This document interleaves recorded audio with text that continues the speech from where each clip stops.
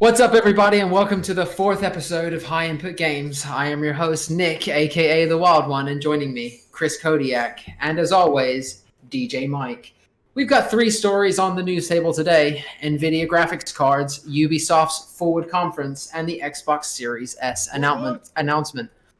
But before we get to that, when we set up our Patreon account, you can go to patreon.com/highinputgames, where bronze level subscribers can get the show ad-free. Silver level subscribers can get the post show, where you can watch Mike wear a different hat. Perhaps he'll wear something that you ask him to wear, or you can watch Chris teach his cat magic tricks. Meow. Now that we've got that housekeeping out the way, how are you guys? You doing all right? It's been a good evening, Nick. Real good to have us here, huh? Yeah, it took a little bit to get this one started, everybody. Yeah, some technical difficulties, but Some technical difficulties with the working Wi-Fi. Yeah, we got started just a little later than we expected. yeah, just a touch. But 100%. So I want to start us off with something that I've been wanting to talk to you guys about pretty much all week, and we've been procrastinating. We've been putting it off, but here it comes. oh god, The NVIDIA Showcase, man. It was something we were all excited about, and they really did bring it, I thought. I mean, from the start of the show right to the end, I was on the edge of my seat. And I'd like to know what you guys thought for sure. it made me feel real bad about my 1060. I'll give you that. Yeah. It made me feel real bad. It about my made 1060. 2080 Ti owners feel bad about their 2080 Ti's. Yeah. Yeah. So- Anybody that purchased any recent cards within the last 6 months is looking at this next lineup and thinking, wow, a lot of performance, you're getting a lot more for your money, it seems like this time. And I think that's just, something to really talk about. A 3070 being $500 and a 3080 being priced at $699. Incredibly accessible, with a rumored 3060 at the price point of $299. That's got my interest peaked hardcore, man. I'm really Yeah. torn whether or not we got to see where the 20s drop. I know, Mike, you've said that you don't think the 20s are dropping very far at all. I really would love to get my hands on a 2080 Ti for $210. That would be super cool, But is it? If I can get a 3060 for $299, what do you think, man? I don't know. It depends. It depends on how long you want to wait to get your card, right? I mean, Right, because yeah. either way, depending on your price point and depending on what you want to get, it's going to be hard to get. The 30 series cards are going to be So good. they're going to be out of stock as soon as they release, right? I mean, they're going to be gone. They said It what, happened, 24 it happened to hours? me last year. I had to sit on I had to sit on a website for my 1070 and sit there and wait until I could, and it would give me an idea of what stores would come in stock as soon as they would come in stock, and I'd have to buy one right from there. So you've got to deal with that. Now, everyone else who wants to get the 20 series cards that everyone is trying to get rid of so quickly right now, everyone's saying that, like, ooh, I can get a 2080 Ti really cheap, right? For $200. Wrong. Yeah, that's Wrong for the price that they paid for it when they picked it up at the store, because now there's a huge demand for that card, and with rumors you can't get the 3 series. Yeah, I mean, there's rumors already suggesting that the 20 series is going to stop production. So then what, Yep. right? They're going to want to keep selling the 30 cards. They're not Right. going to be a whole abundance of 20 series cards out. I'm sure there will be when the used market comes alive. But, millions. I think Mike's right. No one's anticipating the cards selling out fast. We're talking 1 day fast here. We're talking everybody who thought about getting a card tomorrow isn't getting one. I And know we're- people that pre-ordered them the same time as me and didn't get them for 2 or 3 weeks. Oof. And now we're in a new generation, a new age, where these market bots, these cart bots, can go online. They can buy multiple cards. They're programmed to do so, and that's why we're having Switch shortages right now. That's the reason you can't get your hands on a Switch, is because multiple third-party companies are out there in droves just buying up the content. So, if you can't get your hands on a 30 series card, you're going to want to make sure. That's the reason I'm holding on to mine. You want to make sure that if you can't, you can still game, still play it. And Yep. you're probably right by holding on to it, man, because if what you guys are saying holds true, that's those 20 series cards will hold their value for quite a while we're waiting to get our hands on the 30s. And I've regular heard some really supply. different varying reports on sale prices, because I saw somebody say, "Oh, dude, look, I picked up this 2080 Ti for like $400. I'm so lucky." Where somebody else just said he picked up a 1070 Ti for like $600. So it depends where you're at right now. It Jesus. depends. Yeah, I know, totally. So I can see people just trying to offload their cards for astronomical prices. If you go to any of the online used forums, you can't look anywhere. I'll tell you what, it's because of what we're doing right now, streaming. The generation of children and teenagers and young adults now are watching all of the streamers, just like what we're doing right now. And what are they all doing? They're all playing on PC. It has literally ignited the PC gaming world. I mean, all kids, my nephews, all of my nephews now come the end of the week will have a gaming PC. I mean, accessibility. There's a humongous demand for it, and not everybody can afford to spend $2,000 on a PC. So some of that older hardware that my 1070 I got rid of 6 to 8 months ago, and got my 2070 Super, which I'm in love with. But you're seeing a lot of those cards gone. Cards that came out 2 years ago, 3 years ago, you just can't find. It's cheap. 1070 can run a 1080p game at full frames, a current game. Yeah, so I mean, I'm accessible. I'm running Outer Worlds right now on a 1060, and I'm hitting 65 frames running around on there you Outer go. Worlds. And that's there you go. There's only a couple games I like to consider PC breakers, and that's got to be Microsoft Flight Sim, Red Dead Redemption. These games, even Marvel's Avengers. Mike, we're playing that right now. We're having the time right now playing that game, and we were talking about how graphically intensive that bad boy can get. Yep. Yeah, I'm super worried. That's why I'm not buying it to jump in with you guys. I have some serious concerns that my PC will not be able to keep up with what that game is supposed to be doing.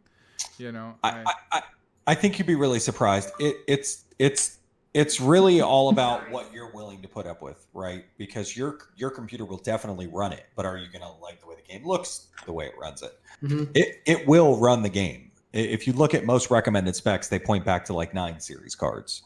Even I think even Microsoft Flight Sim, what's the recommended card for that? Isn't it like a 970 or something? There you go. Yeah. Yeah, but I mean, so a 960, sure, but my 1060. Not recommended, I don't think. That's base. The lowest to run the game. Yeah, I think recommended was like a 1660. Yes. Yeah. Yeah, I'm excited to see what these 30 series bring to the table, where like literally getting in it at a $299 price point, and you have a 2080 Ti in your rig for $299. I mean, like, what? Yeah, that's they've already announced, the third-party companies like EVGA, MSI.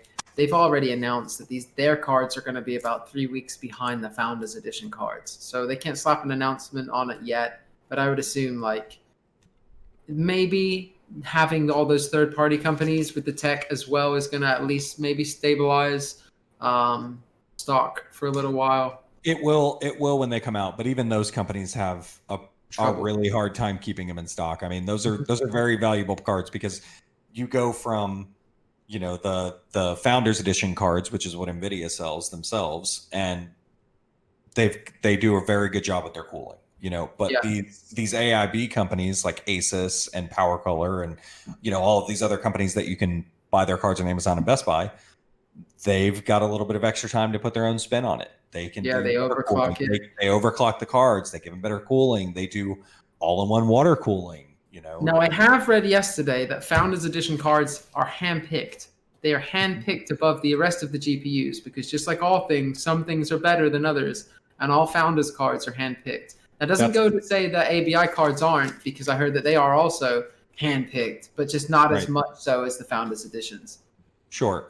That's been one of the reasons for the last few years that I've only picked up Founders Editions cards. I was going to say, Mike's always a Founders Edition guy every single time a card comes out. Well, and some of that's just me not being able to wait for the cards because they come out first. But it's also because you get the premium touch from NVIDIA. It's NVIDIA's card. How can you go wrong? Yeah, it said 100%. Right, now to keep on track and to keep moving, we haven't talked about the 3090, which is a very impressive card priced at $1,499. Do it. It's a lot. It's a lot of money. It's 24 gigabytes of VRAM. What is it, Mike? GDDR6. It's GDDR6X, but the 3080 is also running that, but it's 24 gigabytes of GDDR6X memory at a 384-bit memory bus, which is a very wide bus Get to it. accommodate that Big 24 bus. One of you days. boys needs to stick that bad boy in your rig so I can come play with it. It is. That's- That's a big boy. Yeah. And it allows the memory to be very fast. But man, I'll tell you what, that card's pushing 350 watts. Whew. It's a lot of power. yeah, man. It is. That's a lot of Taking it, power. yeah. Yeah. But at a price point of And now, $14.99. the last question, excuse me, that I would say is that I know that you said that the 3070, 3080 have dropped SLI. They're not doing that anymore. The 3090s are still going to be the SLI. 3090. A lot of people on the forums are asking this question. I wanted to pit it towards you. What would two 2080 Ti's SLI be like performance-wise compared to, say, a 3090 or a 3080? Not close. Well, Getting there. supposedly a 3080 has 2 times the performance of a 2080 Ti. So you'd think that driver-wise, I mean, Sly is not the most supported feature of games. You know, there aren't a whole lot of gaming companies that even really gear their games towards SLI. I don't think there's any that gear their games towards it, but a lot of them don't even really support Sly anymore. So, question. So if I can get a 2080 Ti for $200 next year, can I get 2 of them, slide it out, and I have a 3080 for $400?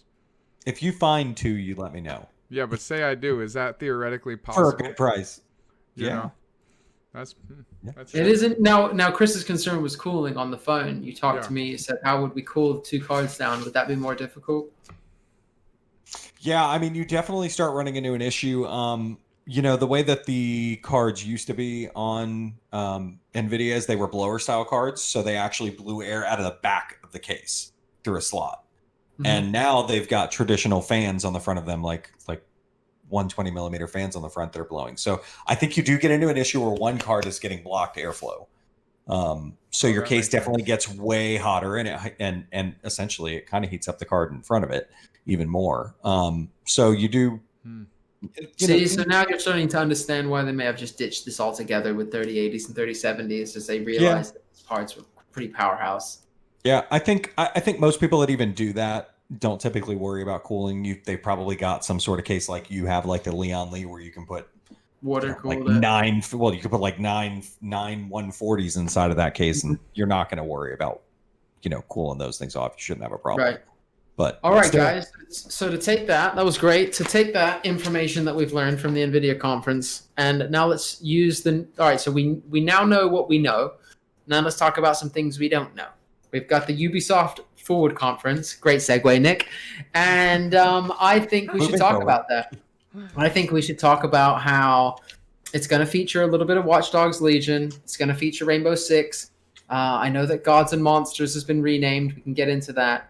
And then some rumored releases, Splinter Cell and Prince of Persia. So starting with Mike, I suppose. I think we talked about this a little bit privately. How do you feel about Watch Dogs Legion? It's too much, too many people, not much of its own identity. Nick, I've spent money on 2 Watch Dogs games now, and they always come with very big promises. The first game highly underdelivered from what it was supposed to be at E3. Highly underdelivered. Mm-hmm. It wasn't a bad game, but it just didn't do what it was supposed to. The graphics were severely hampered by the time the game was released. I mean, when it came out at E3, it looked like a complete next-gen game. When it came out, it looked like a polygonal mess. Yeah. So Watch Dogs 2 fixed most of those problems. It looked beautiful. I personally still ran into some problems when I was playing the game, but otherwise it had a great story. The hacking, they added enough to it to make it more fun and different from the first game. Yeah, the second one definitely felt more evolved. Yeah, I mean, you Really, could definitely though, fix. did There was plenty to fix in Legion, so we'll see. Yeah. Chris, are you excited? I love the idea. I love the concept. I mean, I love the idea of building your own crew. I just feel like it's one of those problems where like almost like less is more in that situation. And character development is one of my favorite things in video games. We talked about it before. And if you're just randomly coming up to some lady on the street who happens to sell cats, out of a pound somewhere, that you want her on your team, where's the depth? I'm curious how their storytelling depth is going to evolve in a concept like that. I like the idea. I just hope that there's a little bit more stable storytelling going on outside of your crew that makes up for the lack of character development that our crew is going to have. While it has a personal touch, the character development's going to suffer because of that personal touch, and I hope that they've compensated for that in some other storytelling elements within the main story and the main quests, and hopefully we meet some people that way that will that'll make up for that, because I that's one of my chief concerns with Legion, is that eventually you're just going to have this very shallow depth of field when it comes to character development. But yes, because like imagine Red Dead Redemption. Imagine you were to pick your own posse instead of the people that they had lined up for you. You couldn't possibly get that kind of depth out of Red Dead Redemption unless those characters were handwritten for that story to be told, and Legion's going to suffer from that, I believe. And even though it's going to be cool to have your own personal posse, it's not what Red Dead Redemption did and give you that story punch that is realistically what Watch Dogs, I feel like they're trying to do. When you play Watch Dogs, it's almost like trying to be something like Grand Theft Auto in a way. I hate to make that comparison, but they're trying to do this sandbox that is also very deep and compelling with these really cool concept. I mean, I love Watch Dogs' concept. They haven't delivered on it, as you guys are saying, and I'm afraid Legions is going in the wrong direction. I think they should be doubling down on character development and storytelling if they want to make a game that's going to make us go, oh shit, like this is something special. And I'm not sure picking a random hacker that I found on a street corner begging for money is what's going to do it for me, but maybe, we'll see. I like the idea of it. No, that's interesting. Another thing from the Ubisoft press conference that has been announced is that Gods and Monsters, which we've only seen one trailer for, and I hate to ask you to pull it up right now, so I'm going to segue a little conversation while you look it up, if you can. I can't. You can't? It's not possible? Not with our technical issues we're having. I'll crash. This is the most I can do. Yeah. Well, if you're watching at home, you should check out Gods and Monsters. The trailer is absolutely amazing. They showed it at one of their previous Ubisoft events, and it looked good. It looked like something that I wanted to dive into. It looked like it had depth, but we didn't really know what it was about. And we now know that it's been renamed Immortal Phoenix Rising, with Phoenix spelled F-E-N-Y-X, leading many people to speculate that it's his name or something. It's very off. I think they had a great name before. We'll stick it to that. Gods and Monsters was a sweet name. There's a lot of why they changed it. No, I don't know at all. I haven't looked into it, but I can tell you that a lot of people are saying there's a lot of other things called Immortals. There's this is not the first thing to be called Immortals, and Gods and Monsters would have been a unique title. But it's interesting. I think that everybody out there should still keep their eye on it. It looks unique, and it looks interesting. I guess the big rumored announcements are going to be a new Prince of Persia. That's good, right? We haven't seen Prince of Persia in a long time. We had the Jake Gyllenhaal spin-off game. We had Sands of Time, and we've had a couple in between Sands of Time, I believe. But Sands of Time was good. That was good. It was a fun game. Everyone's biggest complaint was that it was simple, but I believe a lot of games back then were fairly simple of that nature. I guess I wouldn't disagree with that. It was kind of an easy game. Mm-hmm. But it was unique, right? You enjoyed being able to slow down time, rewind. Absolutely. Time. No, it was fun. Those fight sequences, I believe it was on the PlayStation 2. Those fight sequences, the fact that you could rewind the entire fight was just amazing. Yeah, absolutely. It was a good game. Or at least it was fun, Yeah. Yeah, and Ubisoft has a lot of properties, and I can imagine that when they're in the boardroom and the topic comes up, you want to do another Shadowlands, Ghost Recon, or you want to do a Prince of Persia. I'm sure that everyone goes, well, look, the money on the table is going to be with some more Ghost Recon. I just want to say that I think every boardroom meeting in the world for video games starts with not Anthem. Yeah, right. You can start that off with saying, "How can we make our game as far from Anthem as possible?" Which is so shitty because that's one game that I don't think I've been more excited to play and have never been more disappointed. Yeah, you and everybody else in the world. Like, that looked so good, man. God, I'm Hold still on. pist about that. We haven't heard anything more, but they're working on it. Yeah. Yeah, and Imagine I have being faith those that they guys. could fix it because of the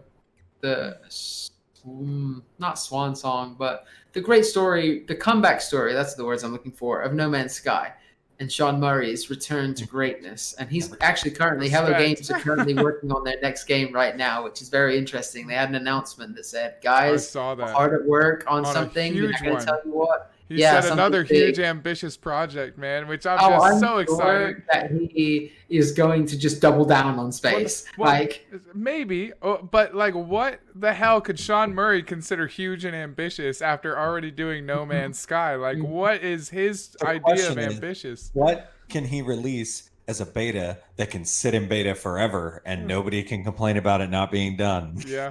that might look at Mike coming in sharp. I'll tell you something. I'll tell you something about I Sean. have to. Does he not remind I don't dislike him, by the way. No, 100%. I totally get it. Of course he would want to take that route this time, right? Because he was so critically hailed for having an unfinished game. Yeah. You would prefer to actually take as long as possible. This is not Star Citizen long, whoever Yeah. the guy is that makes that. Whoever that guy is. But we should definitely and that game is good by its own merit as well. But yeah, it's just that Sean Murray reminds me, and I think you guys will agree, he's got a flicker of that Elon Musk. He's 100%. got so much going on up there He's a that he genius. finds it hard to articulate it. Yeah. He's like, man, you guys, it's going to be great. It'll be great when it's good. What he did with, what was it, like 12 people in his studio? Like, Yep. he took an idea and said, like, man, And then I Sony really- gave him I all really the think money I can, after that. I think I can birth a universe, and like I think I know the code to do that, and he did it, and he's the only one to have ever done anything like that. And like, I mean, dude, I give him It's mad pretty props. incredible. It's pretty incredible. It's incredible, and It's- not to mention, as you said, his comeback story is one of the greatest on the books. One for the books, 100%. You won't, and that's what gives me faith in games like Anthem. To bring it full circle, is that it can be done. Whether it will be done is another story. That's fine, but it can be done. So I guess maybe that's Fingers Ubisoft's crossed. segue into Forward, right? Yeah, right. Right, yeah. What if they come up Yeah. with that? So, okay, I had a great segue for that. Speaking of Xbox games, the Xbox Series S was announced today. Literally, this is breaking news, everybody. Today, a picture was released, and we're talking early hours of the morning, 12:24, I believe, the article was released, that there was a $299 Xbox Series S. There was a picture of it that was tweeted, and then in the morning, UK time, I believe, Xbox UK tweeted, okay, they had big eyes. It was like big eye emojis. Okay, it's real. Let's More make it info official. soon. Yeah, let's make it official. More info soon. Speculation, I should say, is running pretty high that it is going to be a 1440p machine. It's going to have 4 teraflops, and it's just going to be a very entry-level next-gen console, and I think it's going to complement the xCloud very well. I think that the xCloud is going to be What it's something that we're for. going to see a lot more of this year, and I think that if it does need low requirements to run, and you can play any game from your Xbox library, and that includes if your dad, and I've got a son, so if your dad has a great Xbox library and you have your little Xbox Series S and you signed into the same name, you can essentially just share. I guess you could have done that anyway. It doesn't matter. Yeah, I mean, that's what this whole console is really designed for. I think to complement their xCloud, their base, because it has no disk drive. It is fairly small. It's really so we can stick xCloud in our entertainment consoles out in the living room without having to buy an Xbox. I feel like this move doubled down on, we don't give a shit if you buy our Series X at all. Series anything. Yeah, I mean, Just if you subscribe. want something, buy this because this is perfectly fine, and just stream your game, man. Like that's what they're like seriously like tripling down Mike, on is that, in my that what we're opinion. trying to do here with xCloud? Is a full Stadia type stream? I don't think they've said that. No, but I don't know that they haven't said that. I think when you look at, I sent you both a screen grab of a email that I received today from Xbox, right? It's written by Phil Spencer. Yep. Whether it was or not, I Good don't know. old But Phil. How'd the you feel email about says it getting was one of written those, Mike? A little thank you well, letter? because I was in the beta or the alpha for XCloud, and but in that email, if you look at it, he talks about that we're seeing a revolution in the gaming industry of something different, that it's moving to something different. I mean, if you didn't have to buy an expensive console and you could just download an app to your TV to play video games, why the hell wouldn't you? Mhm. Right. Well, that's what Why? Stadia I mean, tried who to do. wouldn't? Stadia, And that what was if, really what they were talking yeah, about well, last year, but they never did it. They never delivered on that promise, or to get the games. I guess they did do it, but they don't have the games. Xbox can now do it and has the games to do it with, and that's probably what fucked Stadia, to be honest. Well, we can. Everybody still has to deliver, though. That's the problem. Everybody makes these promises, but very rarely do we find that it gets delivered the way we wanted. So it's always a wait and see. We always have to wait and see. Just what Stadia has worked. They've worked on it a lot, though. I mean, I've read some recent reviews. I haven't played it recently. I can't say, unfortunately, but I have read. I've looked over different reviews of what people have been saying about it recently, and they, I've heard that they've been working on it, but it's still a work in progress, as always. Yeah, and they that's should have the problem. kept it in beta. Absolutely, absolutely. You guys have said it before, man. They took it. They said, "Holy shit, this works." Send it. Send it right now. But you're dismissing something.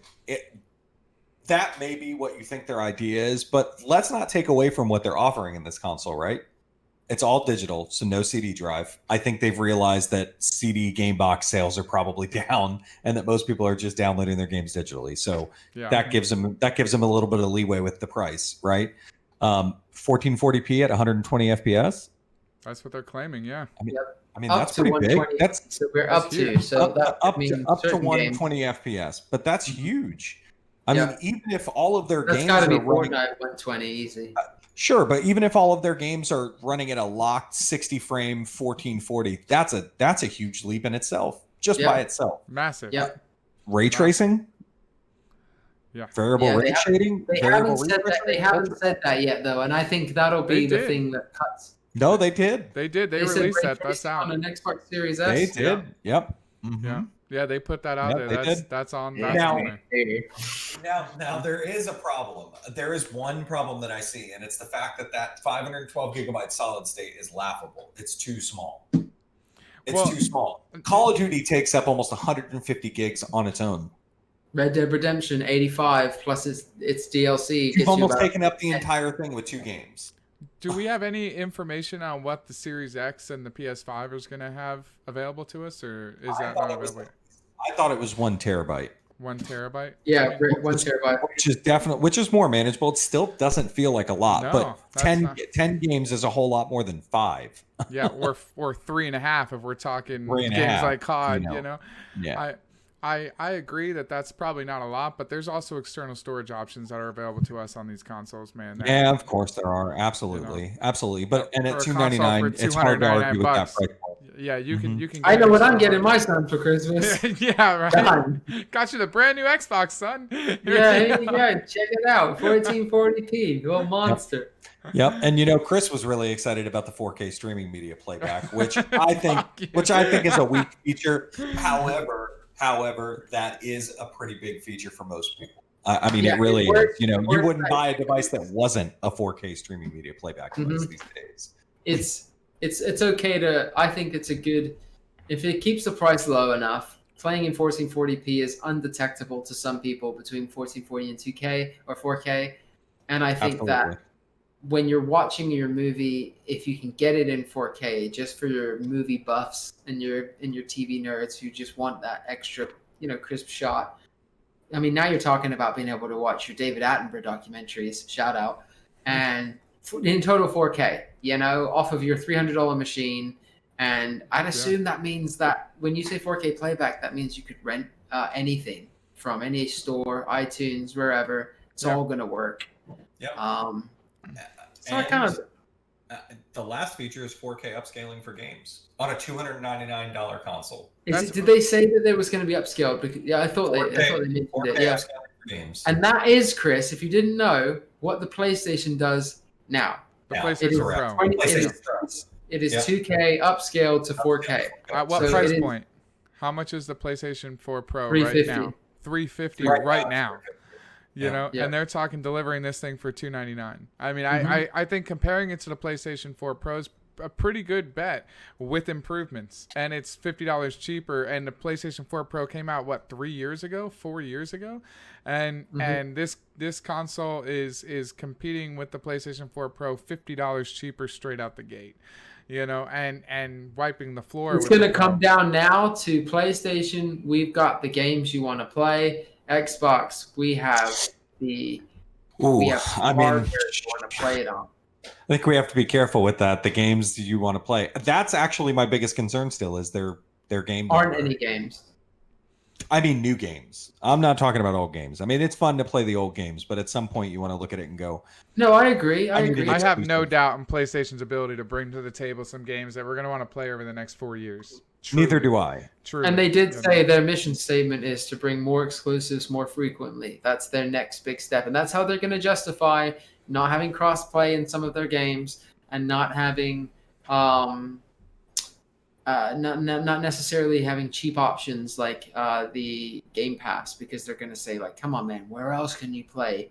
Not even Horizon 2. It'll be whatever imagine another cool IP that hits you as hard as God of War or Horizon. It's coming. 100%. And it's not Godfall, for goodness sakes. Like, that looks cool. Might be. But as we found out last time on the previous show, it's coming to PC.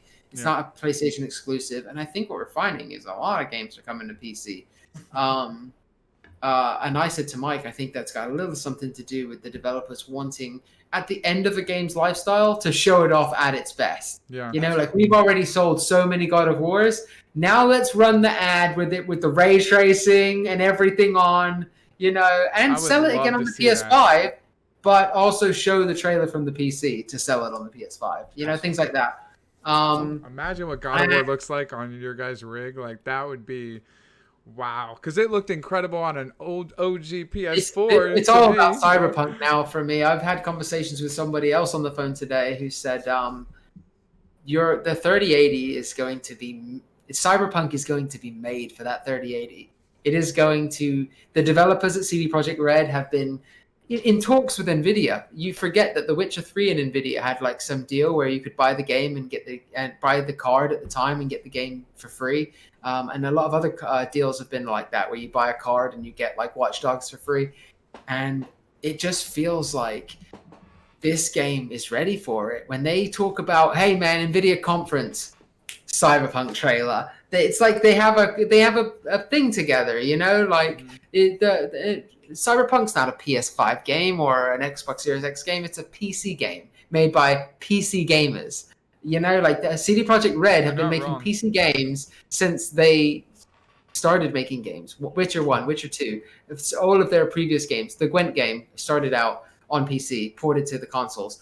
So this card is going to be absolutely showcased in November, and that's exciting. That is something, we're talking about exciting things. That's something to get behind. You want to see that ray tracing. You want to see that, I guess, anti-aliasing. I think that's an old thing now, right, Mike? But you want to see that. You want to see that DLSS that they talked about, which is like, you want to be able to turn everything up. That's you don't want to sacrifice any performance. Nothing anymore. You don't want to have to turn your shadows down, your water down, your fog. Yeah, that type of stuff just eats at the card. But when you can finally do everything as the developer intended, you step into a new threshold, for some people. And again, Chris and I had this conversation earlier. I do now believe that all gaming is important. You cannot have PC gaming without consoles. You cannot have consoles without refined PCs. And I just believe that hand in hand, we'll get much better games if everybody just starts gaming. I don't care if you pick up a PS5 this Christmas, an Xbox Series X, a Nintendo Switch, a PC with a 1070 or a 3090. Get gaming this holiday season, and let's tell these developers what we want as gamers, and let's start making moves and playing the games that we all want to play. You know? Love that, man. Agreed. Couldn't agree. 100%. Moving on to some tech talk. I know that we have a little bit of a phone talk for you today. Is that right, Mike? Actually, I thought we were going to go over to new game impressions, but let's do it. Let's just pull up the file right here. Tech talk. Yeah, I mean, no, let's do new game impressions, my friend, because we've both been playing Marvel Avengers, and so we can jump straight into that. And I'll start with you because you played it a little bit more than I did right off the rip. You got a day in first. So I guess I did. You know what? I was really happy at what they pulled out of the beta because what I played in the full release was far more exciting. The intro story to Kamala was amazing. It's her. No spoilers. I guess it is a little early. Fine. No spoilers. It's good. The first hour and 20 minutes is up on Twitch.com by a lot of websites, including us. I'll leave it out. I'll leave it out for the first one. It did just come out, so okay. I'll leave it out for now. But what I'll say is that the story is amazing. The voice acting is incredible. If you've been looking for a game to just completely nerd out on, this is the game. Me and Nick were having a conversation earlier that we aren't even sure it's a good game, but is it a great game? We don't even know because we've spent so much time just enjoying having the characters and the story and having fun. And I don't know of a game in a while that I've felt like that about. I mean, it is just a very fun game to play, and there's so much more to it. The upgrades, the abilities, there's just a ton to it, and I can only see where that game can get so much larger with things like DLCs. And that's not to say that the game isn't big now, but I can see the depth of it. There's a lot to it. But the game that doesn't mean that it's perfect. Is it a long game? How long is the game? 10 hours. 10 hours? I think I'd heard that the story was like up to 14. I thought that was what I heard, 13 to 14. But yeah, the story's not short. The meat of that game is in the multiplayer. So can you explain the multiplayer? Because I haven't seen anything about what the multiplayer is. I just played what I played single player at your house, but I have not played anything about the multiplayer. How does it work like 5v5? You're all fighting like our Hulk is fighting their Hulk and vice versa? Or how does that work out? No, so you go on these specific Avengers missions. Some of them war zones. Called war zones, and then you've also got some other things in the ship that you can do, some like VR experiences and things like that. So in the war zones, it's a PvE experience. So like the three of us would get together, pick our superhero, and slam through this mission that's structured for our team. We're not going against other players. We're going against. No, it is not PvE, PvP. It's PvE. all AI based characters that you're playing against, at least in the war zones. Yeah. Like we might have to attack an AIM facility that is harboring some gamma radiation technology. So they'll send the Hulk in there and say, hey, go smash this lab up. And while you're smashing that lab up, take Iron Man, take Kamala, take maybe Cap, whoever's available, throw it in there and have some fun. And so that's pretty cool. That's what I think Mike's saying is that, like, is it a great game? Would you put it up there with games like Grand Theft Auto and things like that, which are just flawless multiplayer games? Probably not.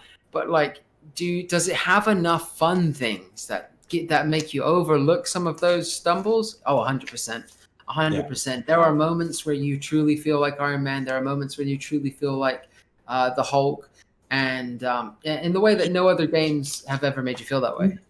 My thing about it is, I think I don't know if I like the statement of is it a Grand Theft Auto 3? Is it good like that? Because to me, I feel like if the game's fun, if you have fun playing it, then it's just as good, right? Yeah. Because like the whole point of the games is to enjoy playing them. And if I find myself playing Avengers just because I'm having fun playing the game, that's the point. That makes it a good game. Like that's what the game's supposed to be, Yeah, right? I put 111 minutes in. I walked away because, as you know, you can return a game on Steam if you play less than 2 hours.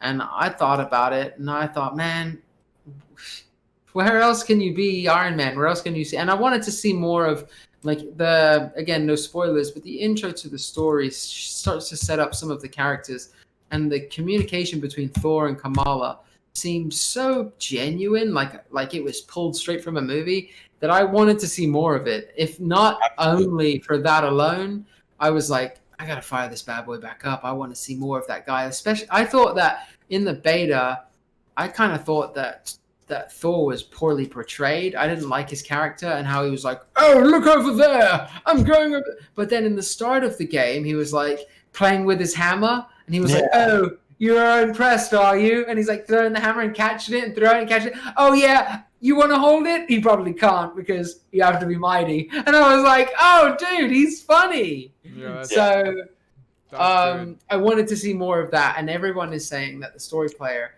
might not warrant the $60 alone. So I can't give you my stamp of approval if that was the only thing you were going to do. But I think the bottom line is, why would you buy an Avengers game if you didn't want to play with your friends? It's all about suiting up with the boys or girls and getting out there and having the time of your life. Yeah, I and got a question. How many of those multiplayer missions are there? Do we know? Have you guys played the? I've heard they're slightly repetitive with the aim lab. Like, you'll go down 5 levels of the aim lab and it will build up over time. And I believe the first time you do it, it's level 1 mission over. Mike and I just did another one where we did the first level, we go down a level, we did the next level, it was over. I've heard people saying, like, did they really not think that we were going to be doing these missions more than once? Like, did they not think to go with a different aim facility or a different this? So it does seem like the online could fall into some repetition. I think if the world map gives you any idea, it's a literal world map that you go around and that points out different missions in different parts of the world. So I can't say how many missions there are. I'm not sure. I don't. And the potential to expand, like Mike and I talked about, is through the roof. Huge. They can add. They've already said they're going to add for $10 per every character. Post launch is free, but their battle pass is $10, and that's going to include their outfits and some of their and their own personalized story mission that holds about five or six missions. Currently, with the game, you get Hulk's storyline missions, Captain's storyline missions, everyone's storyline missions are in the base game, but you won't get Clint's, you won't get Maria Hill's. Unless you buy them post launch. But if they're gonna come good with some good stuff, I can imagine picking them up, enjoying them. One thing this game has going against it is you can't have more than one of the same superhero in your group. So when a new superhero drops, like let's say Doctor Strange drops in Christmas, everyone's going to want to be Doctor Strange. You're not going to be Doctor Strange for the life or money or for love or money. It'll have to be me and Mike playing together, and I'm like, I'll be Iron Man, you be Strange. You know what I mean? That's how you're going to get around it. So it'll be unique to see what they do with it, but it is a game, as we said, that will constantly evolve, constantly grow. They've already talked about 15-player raids, I believe, or 8-player raids, where you can get together and really have large groups of players come together and attack. Are there 8 superheroes right now? Do they have 8 in the game? 6 right now in the game. Yeah. So they're talking about post-launch having more come in and then having it, go that way, which would be fun. Cool shit. I like to think if you had as much, I enjoy all kinds of games. When I was playing, I felt like I was playing a dungeon in World of Warcraft with Mike earlier. And we're like running around and I'm like, come over here because we're going to do this chest. And we get to this chest and we kill all these robots and stuff and we get the chest. And then he goes, well, let's go over here. We go over there, and there's like a robot boss, and we kill him. We not the real boss. We kill him. Now we get some more stuff, and I started to feel like, okay, so play this game the way you would play World of Warcraft, where it's like, oh, are we doing an instance right now? Are we gonna go do a Tinker dungeon or whatever? And you go in there with your friends and you have a good time. So I just want to point out that Iron Man is voiced by Nolan North. He's Nathan Drake, in the Uncharted series. Troy Baker is Dr. Banner. He is Joel in The Last of Us. And Ashley Birch is my sweetheart. Is Kamala Khan, and she played Aloy in 10 out of 10. Horizon Zero Horizon. Dawn, and she also plays Crushes it. Pavaloy in The Outer Worlds, which we're going to talk about right now, actually, as our next new game impression. Outer Worlds is something that I've already completed. I thought it was a pretty good game, but Chris is actually running through it right now. So, give us some hands-on impressions that are Sure. a little bit more recent than mine. So yeah, I mean, I'm been a big fan of the Game Pass recently. I've been trying to dive in and see what kind of options they have. Tell to everybody offer. about the Yes, value of you Game have. Pass. Yeah. And Wow. just freaking I mean, plug it down, man. I- Let everybody know. I'm kind of I'm a cheap bastard when it comes to buying new games. You gotta really pull it out of me to get my $60. So I jumped into the Game Can we Pass. have a graphic of a piggy bank being smashed open? Yeah. Coins everywhere. Right, it's kind of how it Except feels. Chris never smashes his open. I don't, baby. I'm Donald He's Duck picking or pennies up off Scrooge the floor. McDuck. Yeah, but I honestly so I dove into the Game Pass full heart, seeing what it had to offer and seeing if it was worth it. And I tell you what, that it not only did I love the Game Pass, but it's reignited a love for my PC because I now use the Game Pass as my go-to. That's why I use my PC all the time for gaming. I haven't booted up my PS4, and I'm a fanboy through and through. I haven't booted up my PS4 in 3 weeks, ever since I got We on. got this. you. Yeah, you buy the balls. slowly man. reconsidering Yeah. buying a Yeah, PlayStation 5. I feel like I'm like drifting into this black hole. I can't get away from it. I'm like, I almost want to just unplug the damn thing. But I honestly, the games that I've been jumping into, a couple of them to run through, Ori, Will and the Wisps. Wow, that game is absolutely beautiful. And if you have a little bit of time, play that game 30 minutes at a time. It blows me away every time I boot it up. It really does. And for free, it's great. The Outer Worlds, I jumped on that at Nick's recommendation. He gave me a little bit. He didn't blow it up. He just said, "Hey man, it's cool if you like this whole game. You're really carving your own storyline to the point where you could kill a guy in the middle of a mission and his storyline ends." I mean, a lot of games have done that. Outer Worlds. And I remember doesn't- saying to you, like, as I finished it, like, oh man, I probably shouldn't have rushed that so fast. Yeah. Like, there are some really big decisions that come up Huge. towards the middle of the game that if you don't really put some thought into them, if you're the type of gamer that's like boring, skip, you're never going to get the true. I remember calling you up at the end and being like, I probably shouldn't have beaten it in 2 days. There was a lot of side quests that I left on the table, and this game doesn't allow you to get the right ending if you don't do them all. Yeah, so I'm starting to notice that. So while a lot of games will give you the option to maybe murder the quest giver, what this game does differently, it feels almost like an incredibly advanced Telltale game with action and shooting. Like the concepts are very intertangled with each other. Like even like a random engineer that you got to go get a couple of books that you could easily be like, piss off, dude, I don't got the time to run this little fetch quest. That's really important that you do that so that you have the option later to take this girl with you who plays as Aloy. If you don't do that, you're not taking her with you. You have to create a whole that's too much details, but realistically what I'm trying to say is the game is very intricate. It's cool how she's working on the ship when you meet her. Yeah, And she's like, I don't know if I want to do this. I want to Yeah. come see the galaxy. I And want to you see the gotta- world. You have to convince her that you're a good enough person for her to leave her home planet and come with you. And if you start making these crazy ass decisions, then this girl who's voiced by the one who voices Aloy, I mean, come on, man, like that, you wouldn't have her on your team. It would change the game entirely. And just that's a very small example on how complex this game gets. It's I never didn't have Pav in my team. I think she's that incredible. she's really well voiced, Mhm. and she adds a lot to the character dynamics. And I think I think the companion system in that game is neat, huh? It is. I It's don't very like cool. that your main character doesn't talk. I'm not a fan of that. I get how, your inner dialogue will fill in the gap where like you're reading all of those options as you would say It's them. the same. It's the same with Fallout. It is, but that's why games like it's about the stories and the interactions that you have with the other characters. And they still give you Yeah. choice to answer, don't they? They say like, and you get to say like, that's not what I want to do, or yeah, I agree with you. That's what I You're mean. getting Yeah, you answer those questions, sure, and you hear it in your own inner dialogue. yeah. voice, I but wish sometimes you I said prefer it. games, and again, this is probably a counter argument, but there are games when I'm playing Grand Theft Auto and I want it to be Trevor, I want it to be Michael, I want to hear their story.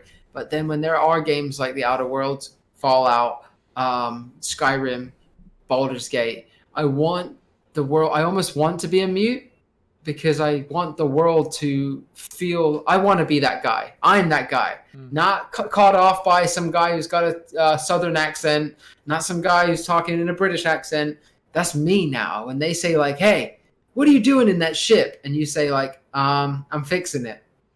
That's you. That's You're right. fixing it. In your inner dialogue voice, that's you saying that. Yep, I agree with 100%. that. And I think sometimes it works. Maybe not all the time, but I definitely see what you're saying. There is times in like The Witcher 3 when he would say something like, and a dialogue option would come up and it would go, I'm fixing it, which I like. And I'm like, okay, I'm going to click that. And instead of saying, I'm fixing it, which could just rip it right out, he's like, I'm fixing it right now. I think you should maybe come back later. And I'm like, I maybe didn't like that choice as much. I would have wished you would have told me that's what he was gonna say. Like that's a stupid example, but you know what you've no, I know what you're talking about. Like, you're like agree with the woman, and all of a sudden he's like, yeah, stab, yeah. And you're like, that's not what I was trying to do here. The dialogue did not match what was written, and it's like I don't really dig that. So I mean, I respect what they've done here.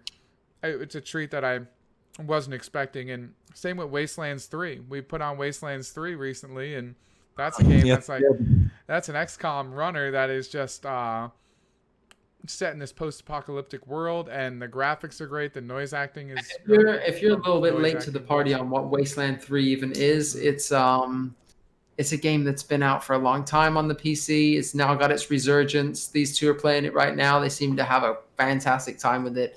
It really is pretty good. I mean, what's the combat like? Is it RTS? It is. Turn-based. Is that? I guess that is turn-based. Yeah, it's turn-based. Yeah, that's for sure turn-based because all of the characters in your party get to move and make their move, and then your turn ends, and then the next character, the enemies go. It is really good. It's definitely got good backgrounds or good graphics. The backgrounds are beautiful.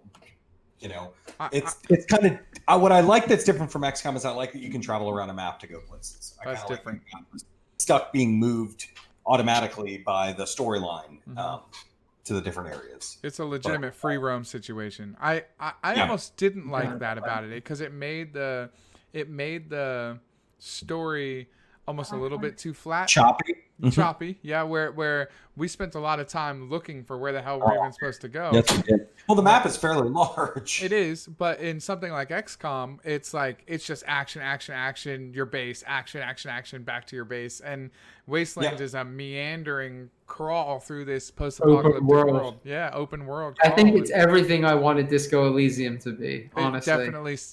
I would check it out, bro. I really would if I was you. I think it is a good game. I think a multiplayer party wise, it was a bit difficult. Me and Chris ran into a lot of problems. I mean, one of us would drop out, and then trying to recreate a new match was a mess where Chris could never find my party and we couldn't join. I mean, I think we spent an hour just trying to dick around with it, recreate a multiplayer match. And speaking of having to wait around for an hour, how about being in a little 2 Point Hospital, Chris? Segue. We playing 2 Point Hospital. I know that you said you liked it, and that's our final game on the game roundup for the week. And I was just give us 2 minutes. Okay, so 2 Point Hospital. I came at a very strong recommendation from Mr. Nick Gunn here. It's a freebie on Xbox Game Pass. If you're into any kind of sim organization game, this thing is pretty neat. It's I thought I wasn't gonna like the graphics. It's very toony. It's very much boxy. They don't take themselves seriously at all, which is good in a hospital environment. You almost can't, you don't want some gory, crazy hospital scene where people are dying of cancer. That's not what this game is. It's especially in today's world. Yeah, I mean, this is literally like their diseases are things like lightheadedness or because they've got big bulbous heads, and you're organizing a hospital and making it work. And what I found to be interesting is that the building mechanics actually worked really well, very fluid. Something that like The Sims could probably learn a little bit from. The Sims, while it's good, it's very complex, and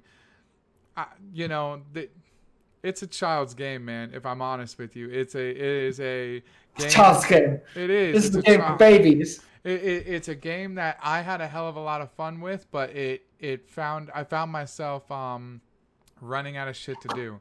I got to the point where I was pretty much maxed out on my first hospital by playing the game for 1 hour, and it was like a game like that shouldn't be, especially. But were you playing the story mode?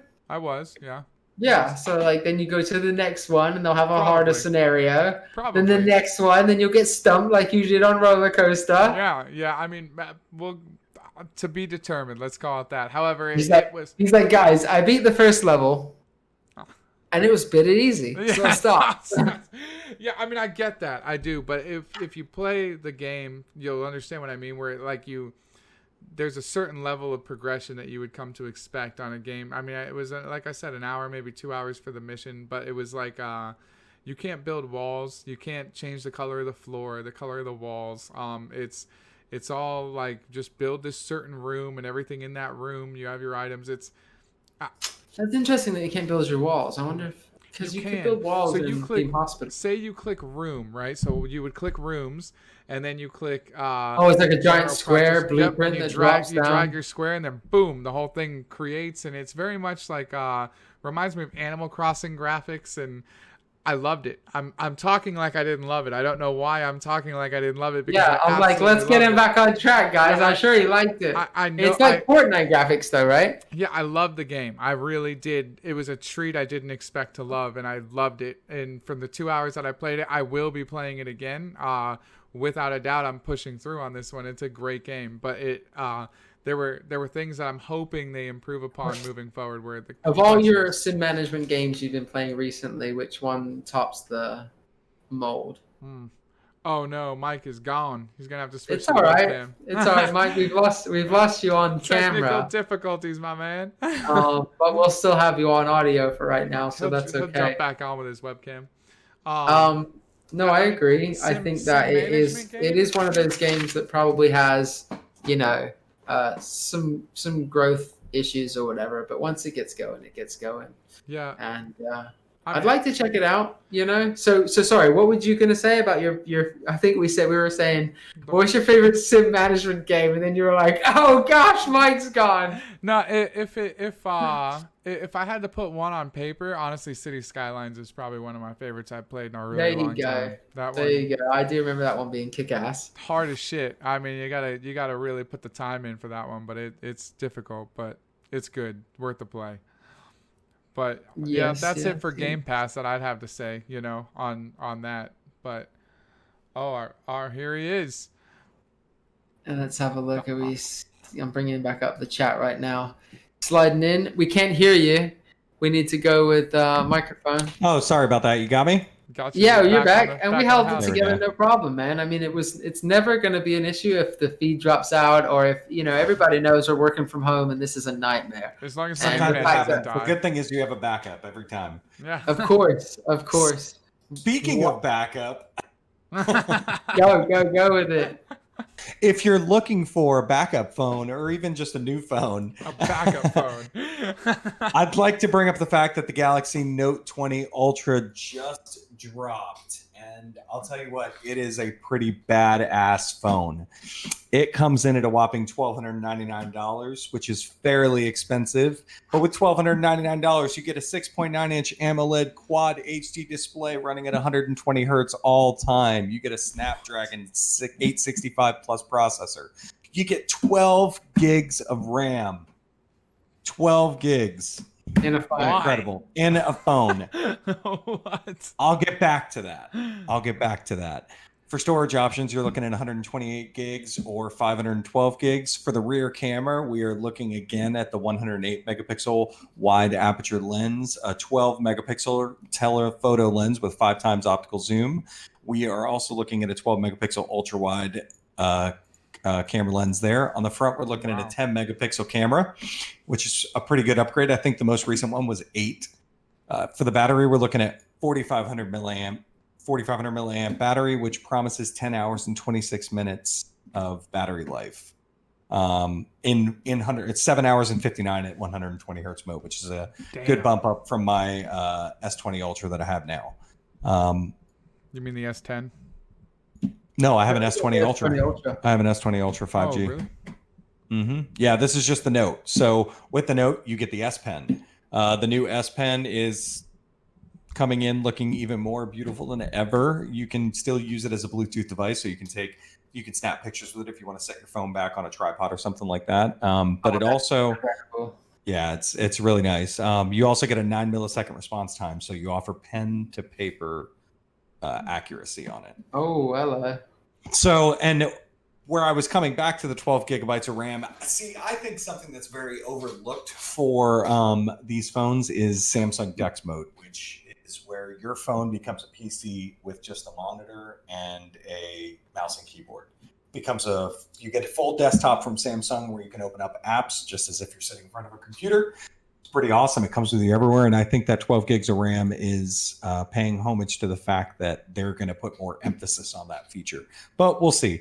I say that because they... What, gaming? No, not necessarily. For productivity. I mean, imagine instead of having your laptop at each workstation, wherever you go, all you need is a USB-C cable that goes to it. Well, a USB-C dock that goes to a monitor, keyboard, and mouse. And wherever you go, you've got your phone with you that's carrying. Yeah. You know, you've got the same thing with you. It's like having a laptop, but even smaller. Yeah. It's accessible. The reason I say that pays homage to it is because where everybody thought that they kind of forgot about it, they've quietly introduced on their homepage that wireless DeX mode is now possible. So you don't even need to connect anything. You can connect your phone like a computer remotely on your computer, which is kind of interesting.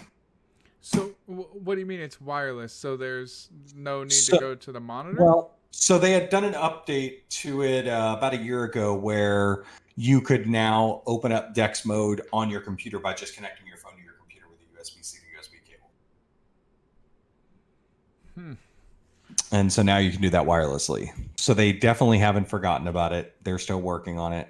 I think that that's in the future going to be something even larger. I just think they quietly release updates to that. You think it kills the laptop market eventually? I think if they can come out with a device that you slide your phone into, like a laptop, I think that's definitely scarier. Yeah, it's something like that. Somebody actually makes the laptop that you can plug your phone into, and that laptop is only powered by your phone, display, keyboard, mouse, and everything. So it's interesting. I think paying homage to the video game market, though, I find it interesting that Samsung's website for the S20, for the Note 20, mentions Xbox Game Pass or xCloud. And interesting. Notes its release date and notes a controller that holds the Note 20 on it so that you can play Sea of Thieves. So that's interesting. So they're probably building these things with the intent of gaming in mind, pretty much at the forefront.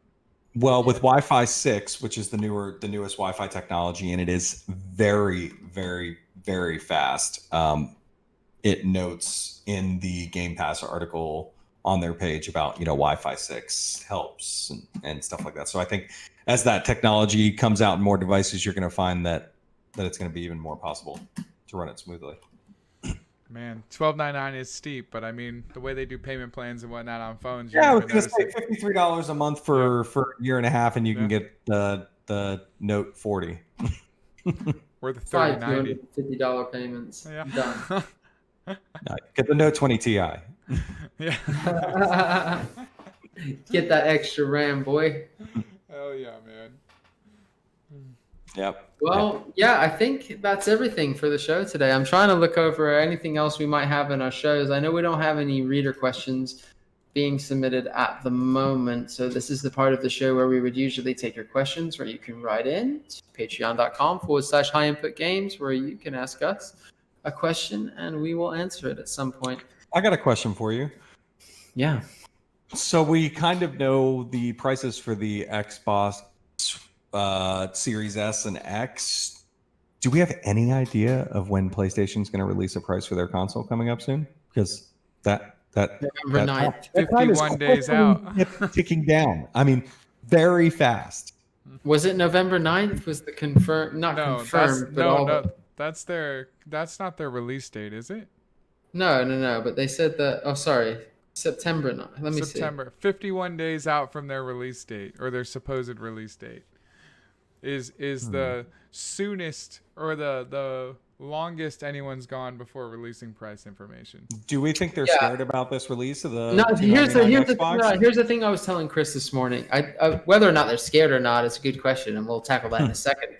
But the Nintendo Switch released, I believe, like 50 days before the release date was announced. 50 days before the Nintendo Switch came out. Before that, it's been 5 months for games like the PS4, 3 months for games like the PS3.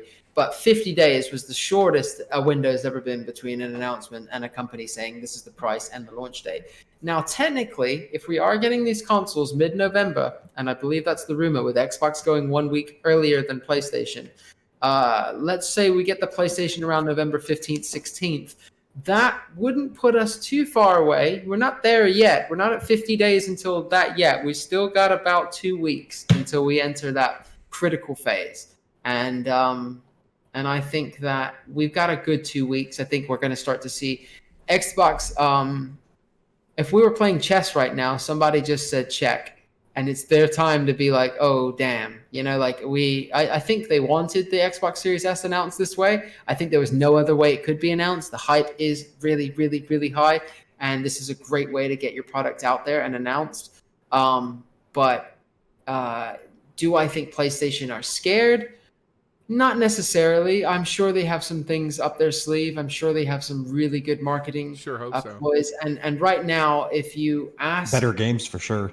Yeah, and IGN have a poll right now, I believe 22,000 people, and 2/3 of the 22,000 people said, or maybe 3/4 said PlayStation 5. I'm not interested in an Xbox.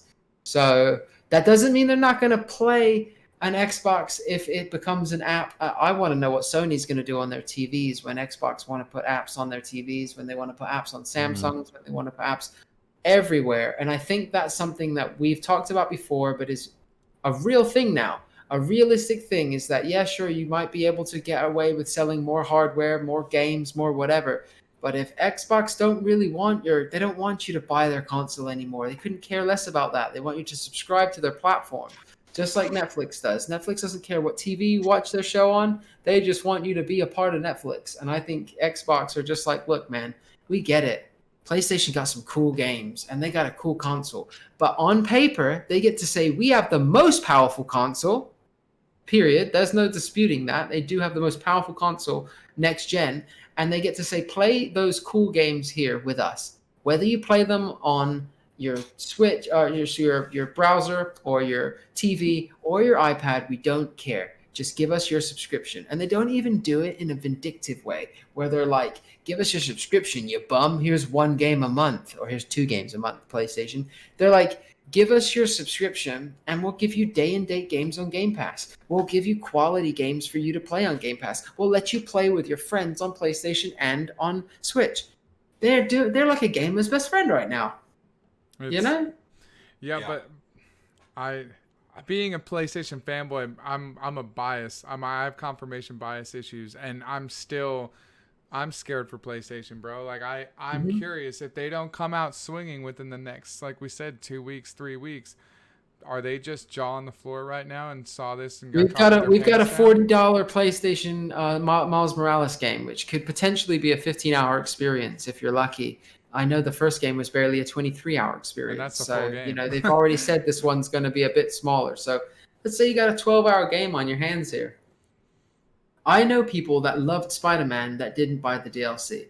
that didn't care for the black cat storyline. They didn't care for the mob storyline, and they didn't care for the silver lining, the woman in the thing.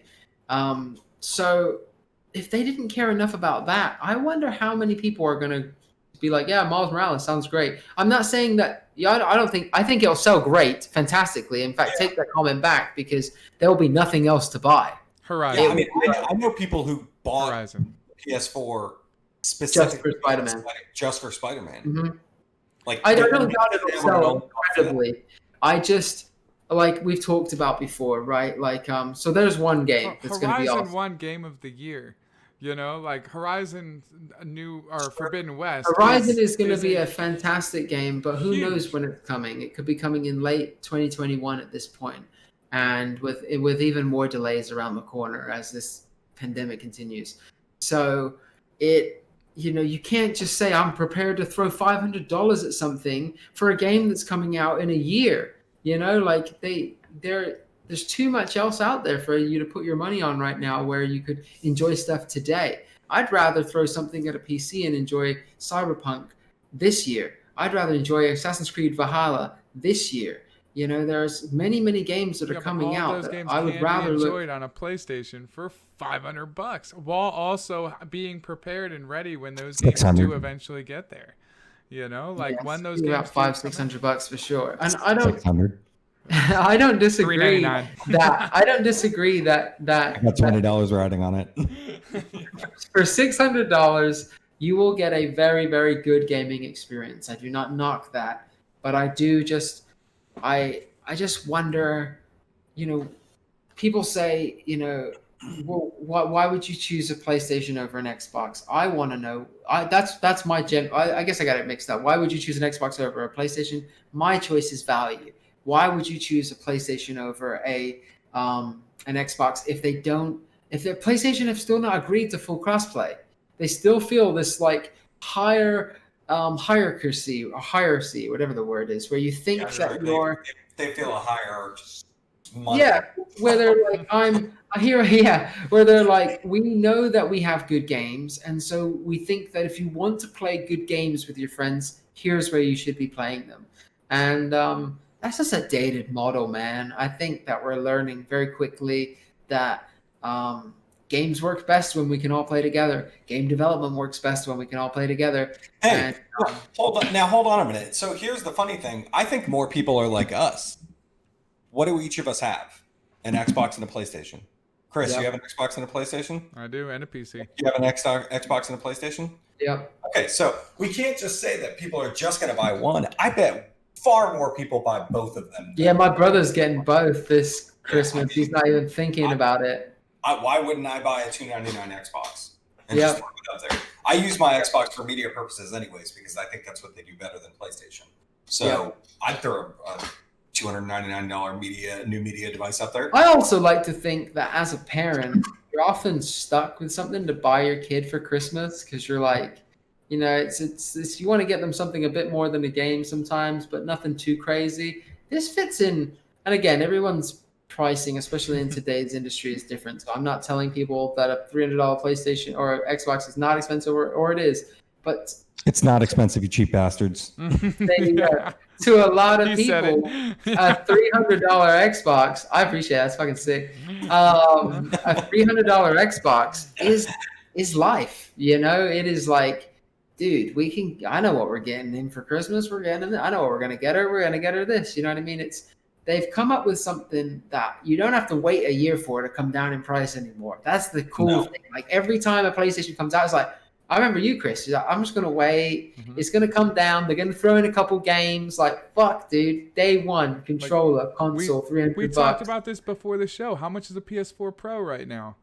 $350 right now, and it came out 4 years ago. This thing's dropping at $299, better than the Pro. Like that's cool shit, man. That's good for them. I'm real curious if PlayStation even has anything in their pocket, something like this. You know, that's. We definitely heard word of an all digital PlayStation, haven't we?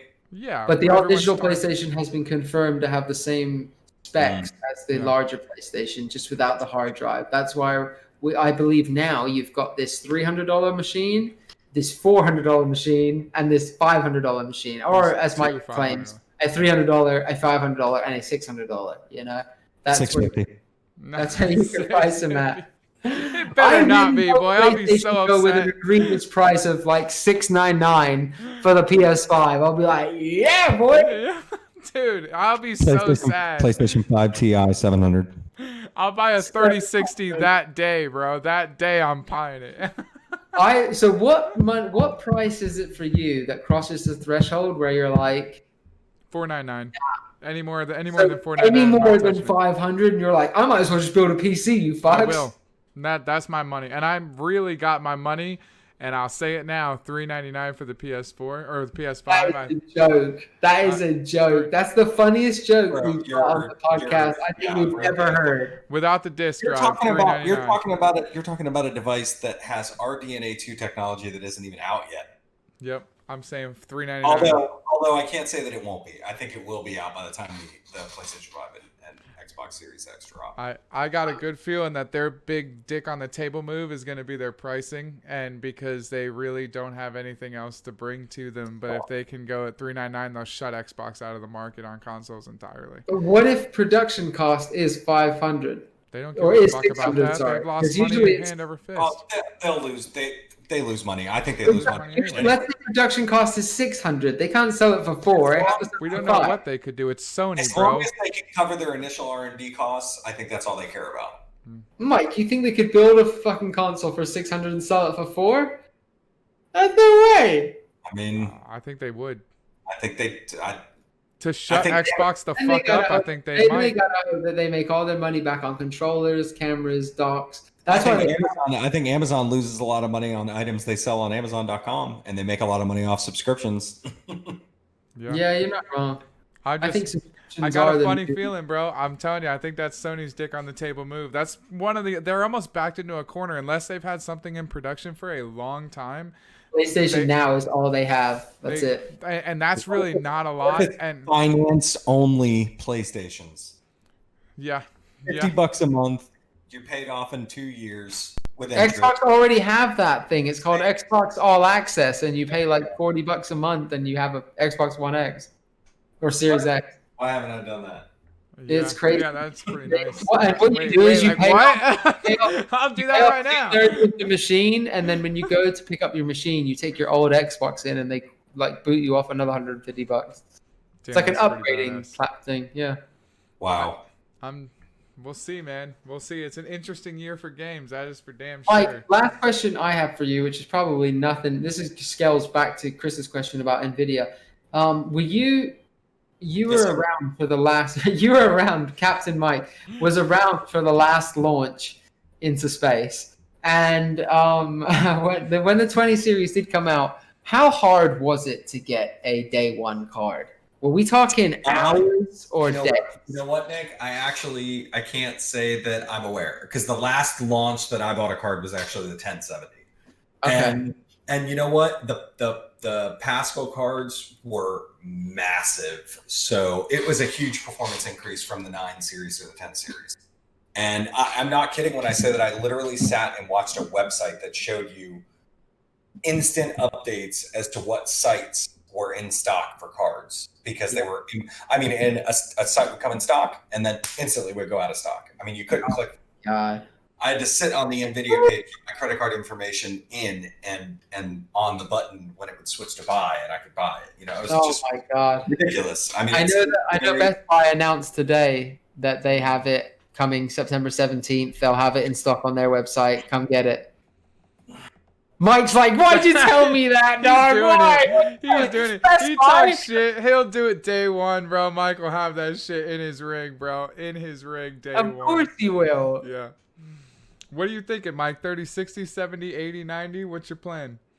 I think I'd stick with the 3070. I think it's enough of a performance increase for me. If I wanted to, I could switch over to my 4K monitor and play games at over 60 frames a second. That's pretty nice. You know, I think it's... So the 70 over the 80. For sure. It's the sweet spot. And NVIDIA knows that they're going to sell more 3070s than any other card that they own or that they're putting out. Told you, dog. $699 for the 3080. Oh, Look, price match coming soon. that's pretty badass. Yeah, it's pretty insane. The fact that they can actually, And look, you can finance it for $38 a month. yeah, for with Best 18 Buy's credit months, card, now interest you free. get to pay it off every month. You pay extra interest. Yeah, interest free for 18 months. That's $38 a month, Chris, for a 3080. You'd literally be spending a pizza and a half over 18 months, interest free. Now It's- you're You piquing would my need to interest. explain that to your wife. Incredible feat for a year later to be able to have 2 times the power of your top card in your second tier. That's nuts. that's They broke some ceiling wide open on this development plan here, man. They thought there was a ceiling and they shattered it. Like, that's insane, man. Like Mike said, they were pretty much competing against themselves. They were like, "Oh, AMD, you didn't bring anything, did you? We'll just smash our own cards out the market." Mhm. AMD is going to have to do something. We'll see what it is. I'm interested to see what happens. The Mhm. big Navi. It's a fun year. Yeah. All right, guys, I think that's going to do it for tonight. We've officially got through our 4th episode of High Input Games. I hope you enjoyed that show. I know I did, Mike, do you have any closing comments? You ninja, you, Captain Mike, with the hat, looking fantastic. No. Buy everything you can. Don't be cheap. But Have don't some be cheap. It's only money. It's only money. He's only money. These cards aren't going to be around forever. Really, for $299, that's a pretty cheap console. But still pay your Yeah. power bill. Don't buy it if you can't pay your power bill. No. Yep, and your Don't mortgage give- is don't give due me on a October moment. 1st, everybody, and rent's coming. All right, let's go. This is it. This has been fantastic. Until next time, I am Nick. This is Chris Kodiak. This is DJ Mike. We're signing off. Thanks, guys. Later, guys. Later. Oh.